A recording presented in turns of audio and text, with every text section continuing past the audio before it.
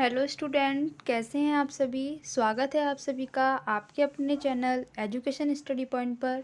और यहाँ आज आपके लिए साइंस की सेकंड सीरीज़ बेसिक से मैं लेकर आई हूँ, जो कि आपके super TET, TET, C TET, UPSI, banking जैसी सभी सरकारी परीक्षाओं से संबंधित है।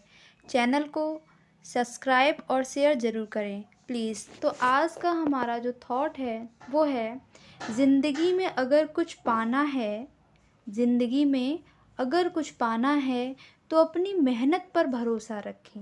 भाग्य तो सभी का होता है, ठीक है। तो ज़िंदगी में जो भी कुछ आपको चाहिए, जो भी कुछ पाना है, तो उसके लिए हमेशा आपको कठिन परिश्रम करना होगा, मेहनत से, ईमानदारी से अपने लक्ष्य की तरफ बढ़ना होगा। तभी आप अपने टारगेट को अचीव कर सकते हैं। क्योंकि नसीब नसीब नसीब या भाग्य भाग्य कहते कहते भाग्य तो सभी के पास होता है, लेकिन हर किसी के अंदर मेहनत करने का जज्बा नहीं होता है। और इतिहास वही रचते हैं जिनके अंदर मेहनत करने का जज्बा होता है। तो आइए आज हम अपनी सीरीज़ की तरफ बढ़ते हैं। और आज का जो हमारा टॉपिक है वो बायोलॉजी से है, जो आपका सेल है, ठीक है। सेल मीन्स कोशिका है।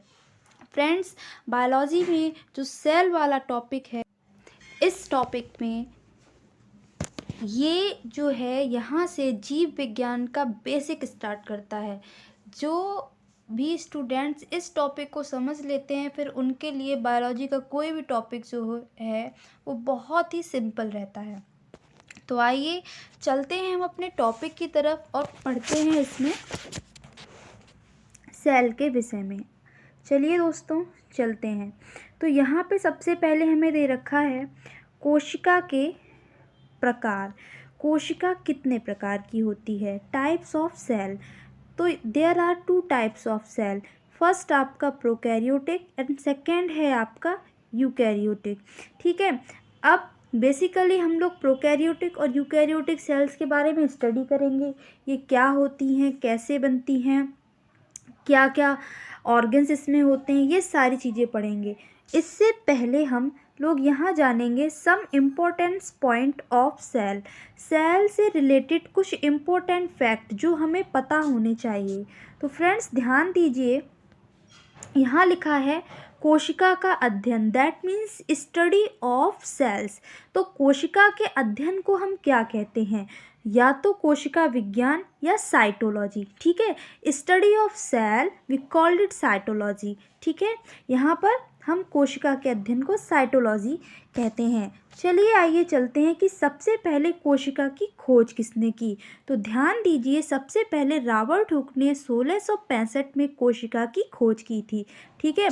बट यहाँ पर जीवित कोशिका की खोज आपसे पूछी जाए तो आप बताएंगे ल्यूवेनहॉक, एंटोन वॉन ल्यूवेनहॉक ने 1674 में स्वतंत्र जीवित कोशिका की खोज, जीवाणु, यीस्ट तथा प्रोटोजोआ की खोज की थी इन्होंने। तो फ्रेंड्स, अगर क्वेश्चन आता है कि कोशिका की खोज किसने की, तो आप ल्यूवेनहॉक पर टिक करेंगे, क्योंकि जीवित कोशिका की डिस्कवरी करने वाले आपके ल्यूवेनहॉक हैं। और जो आंसर आपका राइट होगा वो ल्यूवेनहॉक ही माना जाएगा। चलिए अदर्स फैक्ट्स हम यहाँ पर देखते हैं सेल से रिलेटेड। अब सेल में एक ऑर्गन होता है जिसका नाम होता है केंद्रक।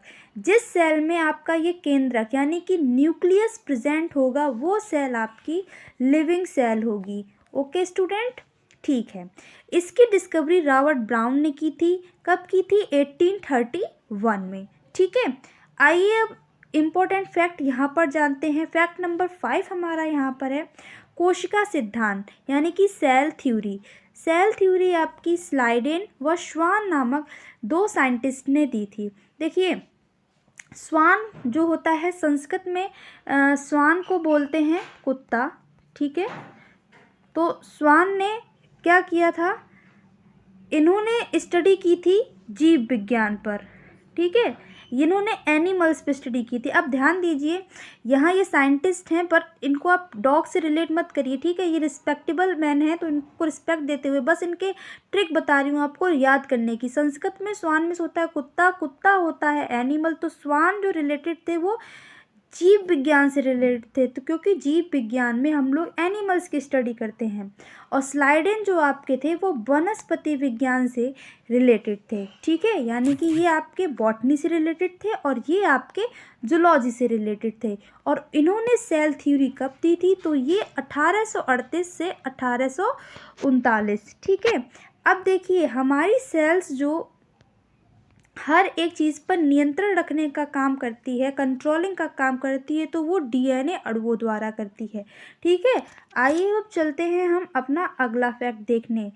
सबसे बड़ी कोशिका वो आपकी होती है शुतुरमुर्ग के अंडे की कोशिका। इसके बाद है सबसे लंबी कोशिका। तो फ्रेंड्स, सबसे लंबी जो कोशिका होती है वो जंतु तंत्रिका कोशिका होती है, ठीक है। सामान्यतः मैं आपको बता दूं, जो कोशिका होता है उसका जो व्यास होता है यानी कि डायामीटर, वो होता है 0.5 म्यू से 220 म्यू तक होता है, ठीक है। साइज ऑफ द सेल्स के अकॉर्डिंग अगर हम देखेंगे, और इसी तरीके से अगर हम एक बैक्टीरियल सेल देखें तो वो 0.2 म्यू तक होती है एक बैक्टीरिया सेल, ठीक है।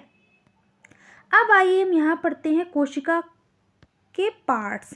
कोशिका को दो भागों में बांटा गया है। कितने? दो। कौन सा? अभी हमने ऊपर पढ़ा था टॉप पर, यूकैरियोटिक कोशिका और प्रोकैरियोटिक कोशिका। आइए अब हम यहाँ पर स्टडी करते हैं what is eukaryotic and what is prokaryotic. तो सबसे पहले यहाँ पर हम लोग रीड करेंगे प्रोकैरियोटिक कोशिका क्या होती है। चलिए थ्योरी की तरफ चलते हैं। आपको मैं बता दूं, इस प्रकार की कोशिका में जो केंद्रक झिल्ली होती है हमारी, वो नहीं होती है। मतलब इस प्रकार की कोशिकाओं में केंद्रक झिल्ली रहित होता है, मतलब विदाउट सेल मेम्ब्रेन के हमारा जो न्यूक्लियस है वो होता है। मतलब कि केंद्रीय जो कंपोनेंट होता है, जो न्यूक्लियस का कंपोनेंट होता है, वो डिसमिस होता है, यानी कि अव्यवस्थित होता है। वो कोशिका द्रव्य में पूरा फैला हुआ होता है। जो सेल का मैटर होता है उसमें पूरा फैला हुआ होता है, हमें पूरी तरीके से अपने शेप एंड साइज में नहीं दिखाई देता है। ओके स्टूडेंट्स, और यहाँ पर बहुत सारे कोशिका द्रव्य में क्या होते हैं, ऑर्गन्स होते हैं कोशिका के अंदर, ठीक है। आपके ऑर्गन्स वो कौन कौन से होते हैं आगे स्टडी में आपको बताया जाएगा। अब देखिए कि ये जो आपके प्रोकैरियोटिक कोशिका है वो लगभग किन किन जीवों में मिलती है। तो ये बैक्टीरिया में, नीली हरी शैवाल में यानी कि ब्लू ग्रीन एल्गीज में, इस प्रकार की कोशिका यानी कि प्रोकैरियोटिक टाइप की सेल्स पाई जाती है। चलिए अब हम स्टडी करते हैं यूकैरियोटिक कोशिका की। यूकैरियोटिक कोशिका जो होती है वो मैं आपको बता दूं, इस प्रकार की जो कोशिका में जो न्यूक्लियस होता है यानी कि सेल का लिविंग रखने वाला मेन पार्ट, केंद्रक जो होता है, वो स्पष्ट होता है और सुसंगठित रूप से पाया जाता है। यूकैरियोटिक कोशिका जो है वो वनस्पति और जंतु शरीर की कोशिका इसी से बनी होती है। यूकैरियोटिक कोशिका के एग्जाम्पल आपके जंतु कोशिका और वनस्पति कोशिका की होते हैं, ठीक है। आइए अब हम पढ़ते हैं कोशिका में पाए जाने वाले अंगक के बारे में, यानी कि सेल ऑर्गन्स के बारे में। तो ध्यान दीजिए, गोल्जी बॉडी, माइटोकॉन्ड्रिया, अंतःप्लाज्मिक जालिका, इसको हम ER बोलते हैं, ठीक है। इसको हम SER और RER भी बोलते हैं। अब ये हम क्यों बोलते हैं ये भी ध्यान से सुन लीजिए। S का मतलब स्मूथ, R का मतलब रफ। देखिए, सेल के एंडोप्लाज्मिक रेटिकुलम का शेप कुछ इस तरीके से होता है, और जिस सेल के ऊपर इसमें राइबोसोम प्रेजेंट होते हैं उसको बोलते हैं रफ एंडोप्लाज्मिक रेटिकुलम, और जिस पर राइबोसोम प्रेजेंट नहीं होते हैं उसको बोलते हैं स्मूथ एंडोप्लाज्मिक रेटिकुलम, यानी कि चिकनी अंतर्द्रव्य जालिका और खुरदरी अंतर्द्रव्य जालिका, ठीक है। तो ये आपका जो है एंडोप्लाज्मिक रेटिकुलम इसे बोला जाता है। इसी के साथ अदर्स ऑर्गन है, जैसे तारकाय है, गुणसूत्र है, राइबोसोम है, जीवद्रव्य है, कोशिका भित्ति, ठीक है, और कोशिका झिल्ली, केंद्रक, रसधानी। स्टूडेंट्स, ये सारे ऑर्गन्स आपको एक एक वीडियो में अलग अलग फुल डिटेल से बिल्कुल पढ़ाए जाएंगे, क्योंकि इन ऑर्गन्स के अंदर जो भी स्टडी मेथड है इसका, उससे बनते हैं आपके एग्जाम में प्रश्न। आज की वीडियो में सिर्फ हम इतना समझेंगे कि what is cell, what is type of cell, what is organ of cells. ठीक है, हम सिर्फ बारीकियां समझेंगे उन चीज़ों को, क्योंकि हम ज़ीरो से स्टार्टिंग कर रहे हैं। ठीक है, चलिए आइए यहाँ पर एक चीज़ हम देखते हैं। आपको यहाँ पर हम पढ़ेंगे difference between plants and animal cell. जो प्लांट्स सेल हैं और एनिमल सेल हैं, ये दोनों सेल एग्जाम्पल किसके हैं? यूकैरियोटिक सेल्स की, है ना? यही तो पढ़ा था हम लोगों ने, यूकैरियोटिक कोशिका के एग्जाम्पल्स हैं। बट फिर भी इन दोनों में डिफरेंस क्या है, आइए पढ़ते हैं। ठीक है, बिल्कुल छोटा छोटा सा है, बहुत छोटी वीडियो बनाई है सिर्फ आप लोगों के समझने के लिए, तो ध्यान दीजिए। सबसे पहले हम लोग पढ़ेंगे प्लांट सेल। तो देखिए, जो प्लांट होता है, इनकी कोशिका कला चारों ओर से भित्ति द्वारा घिरी होती है, जिसको हम कोशिका भित्ति बोलते हैं, यानी कि इंग्लिश में कहते हैं इसे सेल वॉल। ये सेल वॉल बनी होती है, ठीक है, सेलुलोज की। ठीक है, किसकी बनी होती है सेल वॉल? ये सेल वॉल आपकी बनी होती है सेलुलोज की। अब आपसे पूछा जाए कि प्लांट की जो वॉल होती है, जो दीवार होती है, वो किस मटेरियल की बनी होती है, तो आपका सही आंसर जाएगा सेलुलोज। ठीक है, जो आपके आलू के छिकले हो गए, लौकी का छिकला हो गया, आपके जो क्या बोलते हैं तोरई है, जितने भी फ्रूट्स वगैरह उनके जो छिकले होते हैं, कवर्स होते हैं, वो सारे सेलुलोज मटेरियल्स के बने होते हैं।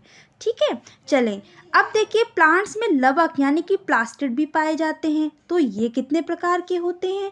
ये आपके 3 प्रकार के होते हैं। कौन सा? एक तो ग्रीन होता है यानी कि हरित, एक होता है रंगीन यानी कि कलरलेस, और एक होता है रंगीन, दैट मीन्स कलरफुल। ओके, तो 3 टाइप्स के यहाँ प्लास्टिड होते हैं। हम आने वाली अपनी वीडियो में प्लास्टिड टॉपिक की भी अच्छे से स्टडी करेंगे, क्योंकि प्लास्टिड से क्वेश्चंस बनते हैं। ल्यूकोप्लास्ट किसे कहते हैं, क्रोमोप्लास्ट क्या है, ये सारी चीज़ें हम लोग पढ़ेंगे। पर यहाँ अभी हम लोग क्या करें, इनसे रिकॉग्नाइज कर रहे हैं, इनकी पहचान कर रहे हैं कि व्हाट। ठीक है, कौन सी चीज़ क्या क्या है। आइए चलते हैं थोड़ा सा वीडियो की तरफ। इसमें आगे बढ़ते हैं, हम लोग पढ़ते हैं एनिमल सेल। एनिमल सेल मतलब हमारी जंतु कोशिका। इनमें कोशिका कला के बाहर कोई भी भित्ति नहीं होती। देखिए, जो सेल वॉल होती है वो सिर्फ आपकी सेल वॉल जो होती है सिर्फ आपकी प्लांट में पाई जाती है, बट एनिमल सेल में सेल वॉल यानी कि कोशिका भित्ति नहीं पाई जाती है। ठीक है, एनिमल्स में, किसी भी एनिमल्स में नहीं पाई जाती है। अब आपसे पूछा जाए क्या ह्यूमन में सेल वॉल प्रेजेंट होती है, तो नहीं। क्यों? क्योंकि भाई एनिमल्स माने यहाँ सिर्फ जानवर का मतलब नहीं है। बायोलॉजी में यहाँ एनिमल से मतलब जानवर नहीं है। एनिमल्स में यहाँ से मतलब है all human and animals generate species. ठीक है, सभी मनुष्य की जातियाँ, सभी जानवरों की जातियाँ। बायोलॉजी में जब हम स्टडी करते हैं तो एनिमल्स नेम से ही स्टडी करते हैं।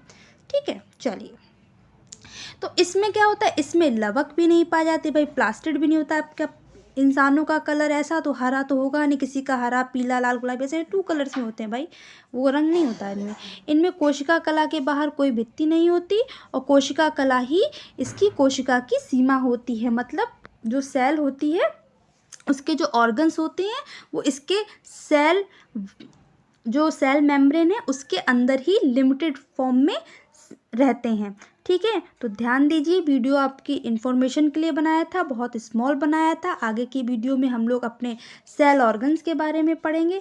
वीडियो को ज़्यादा से ज़्यादा शेयर ज़रूर कीजिए, ठीक है, और चैनल को सब्सक्राइब कीजिए। Thank for watching.